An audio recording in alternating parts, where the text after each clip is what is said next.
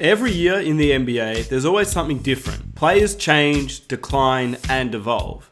And this year we're seeing a few players that have changed their play style in this year's 2020 NBA season. Just like we saw last year with certain players like Justice Winslow becoming more of a point guard, Derrick Rose changing his style from being more of a slashing point guard to a point guard who now has more of an outside and jump shot game. This season we're seeing a few players, and we're going to get into 6 NBA players that have changed their play style this season. So with that said, if you enjoy these types of videos, please be sure to hit that like button to show your support. Let's aim for 2,000 likes for the next video. Why not hit that subscribe button for more NBA content every single week, and hit that notification button so you never miss an upload. And also, before I get started with the video, let me know which players you believe have changed their play style in the 2020 season. I really want to hear, but without further ado, let's get into it. At number 6, Jimmy Butler.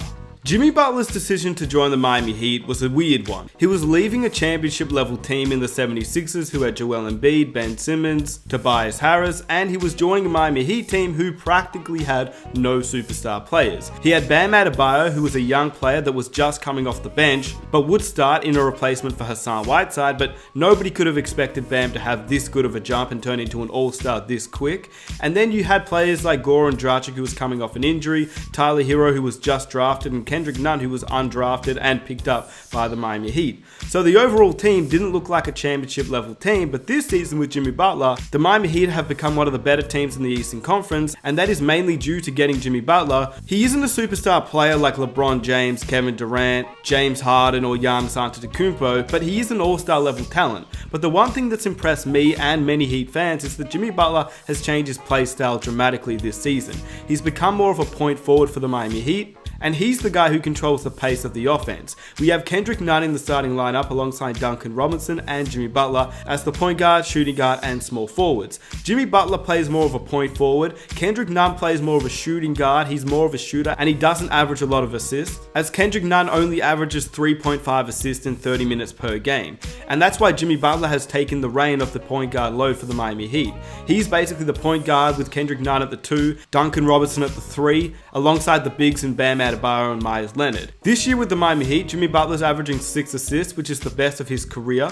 And he's only averaging 13 field goal attempts per game, which for the player who's a star of a team is definitely not a lot of field goal attempts for your star player. For example, when he started to emerge in Chicago, he averaged 14 field goal attempts, 15 field goal attempts, then 16.5 field goal attempts. Then once he got traded to Minnesota, he still averaged 15.6 field goal attempts alongside Karl-Anthony Towns and Andrew Wiggins. And then once he went to Philadelphia, he only averaged 13.6, but he was playing alongside Joel Embiid, Tobias Harris, and Ben Simmons. And so it wasn't very unusual for him to only average 13.6 field goal attempts on a team that's so stacked. But with the Miami Heat, he is the star player, he is the main player, and still he only averages 13.3 field goal attempts, which is the 4th least out of his entire career. And that's including his rookie season where he barely played and his sophomore season. So his overall playmaking for the Miami Heat has definitely been a surprise, and it's been amazing to watch for the Miami Heat and of course for Jimmy Butler, who should have been an all-star starter in my opinion.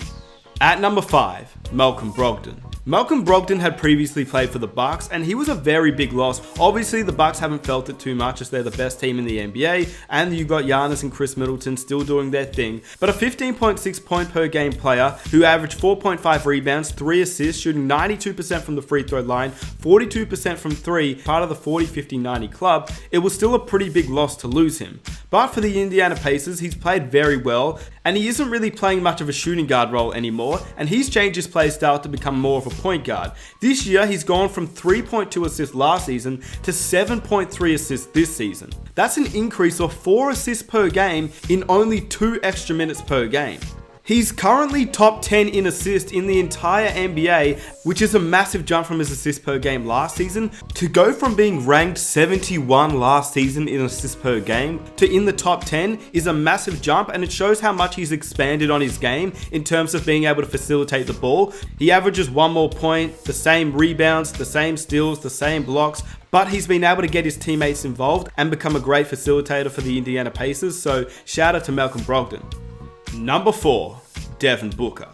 Devin Booker is surprising because you'd assume that Devin Booker is one of the greatest three-point shooters in the entire NBA, as that's what he was known as coming into the NBA. A great three-point shooter, a guy that could get his shot off from basically anywhere on the court. But surprisingly, Devin Booker has decreased on his field goal attempts for the last 2 seasons. In his opening season in the NBA, he averaged around 4 3-point attempts per game, then that increased to 5, then to 7, but in the last 2 years that's decreased down to 6.5, and now this season he only averages 5, which is exactly the same as what he averaged when he was 20 years old in his second season in the league. Shooting a worse percentage from 3 than he did 2 years ago when he averaged 7 threes per game. Now he averages 5 threes a game at 36%. In 2017-2018, he averaged 7 3-point attempts per game at 38%. And in the last 2 seasons, he has become more of a facilitator, but we understood why Devin Booker was becoming a facilitator last season, averaging nearly 7 assists per game. It was because they basically didn't have a point guard, but this season the Phoenix Suns went out of their way to get Ricky Rubio, who they thought would be a great facilitator for the team and would help Devin Booker get more shots up for the team. Instead, he's shooting 18 field goal attempts per game, which is the second lowest of his career, even though he is getting to the line more, as he's averaging almost 27 points per game, which is the best of his career.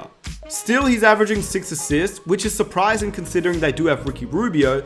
So now Devin Booker's changed his play style, but he also isn't shooting as many threes as he used to in the past, which is surprising considering he is one of the better 3-point shooters in the league, and that's what he was known as coming into the league too. I do understand that Devin Booker is more of a playmaker now, but his 3-point decline is a little bit interesting to me. I'm not sure why he's declined this much and why he's taking a lot less 3-pointers per game.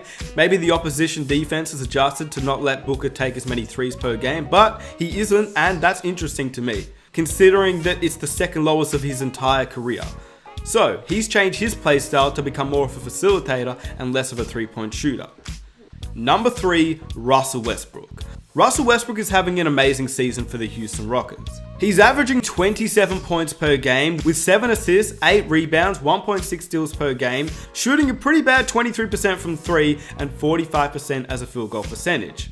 So how has Russell Westbrook adjusted his game? He's always played like this, a pretty bad 3-point shooter, but a guy that gets to the cup and finishes around contact and ones, hits a lot of mid-range jumpers. How has Westbrook changed his game? I don't believe he's stat padding anymore, and I truly believe in the last couple of seasons with the Oklahoma City Thunder, where he averaged a triple-double for 3 straight years. I really do believe at times he was stat padding. I don't think it was every single game, and that's just personal opinion, and honestly I just believe it. I really believed he was chasing after those triple doubles in Oklahoma, but this season with the Houston Rockets, I can definitely say that after watching them, I really don't think he is. I think he's playing within the offense. I think he's playing within the defensive schemes too. He is athletic and he does go after rebounds, which is really fun to watch, but at least he's not going after every single rebound. But this season with the Houston Rockets, I feel like he's just getting the rebounds he needs to. Same with assists. He's been able to find his open teammates, but in my opinion, he's not stat padding and he's not purposely going out there just trying to get heaps of assists. He's averaging what he needs to average at 7 assists and 8 rebounds, and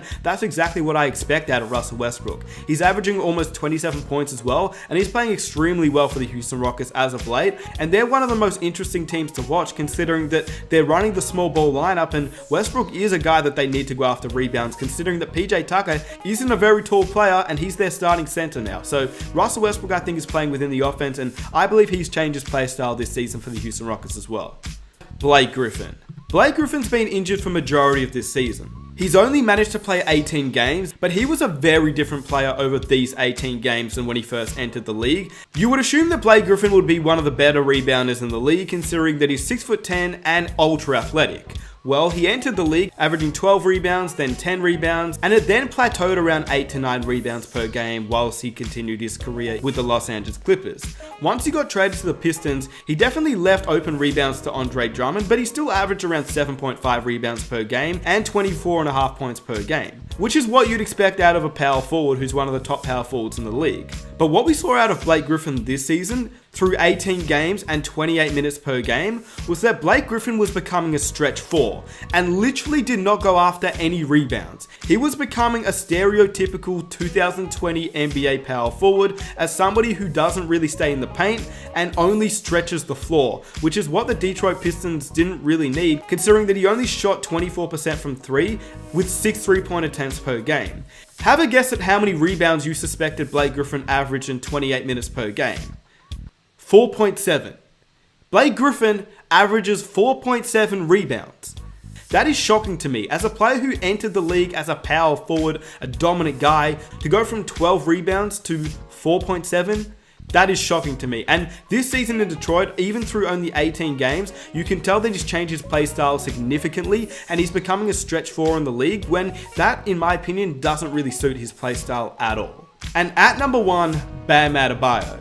It's weird to say that 2 players on the same team can be in the same list for players who have changed their play style, but Bam and Jimmy Butler have both definitely changed their play style. Bam entered the league as a backup center / power forward for the Miami Heat, and he was a player who would go out there and show heart and hustle. He would average 8.9 points last season along with 7.3 rebounds, as well as nearly 1 steal and 1 block per game. He was playing backup to Hassan Whiteside, and once the Miami Heat traded Hassan Whiteside, we've seen Bam Adebayo take over for the Miami Heat starting power forward position, and he's averaging 16 points with 10 rebounds per game, 1.2 steals, 1.2 blocks, shooting 58% as a field goal percentage in 34 minutes per game, and he's been named an all-star player for the Miami Heat. The one thing about Bam Adebayo is he's now one of those players who actually takes up the ball for the Miami Heat. He's actually a facilitator, averaging around 5 assists per game, which is pretty amazing for a guy who's a power forward center in the league today. Bam's ability to take the ball up the court, get by his defenders with his quick first step and ball handling is something I believe he's really changed this season,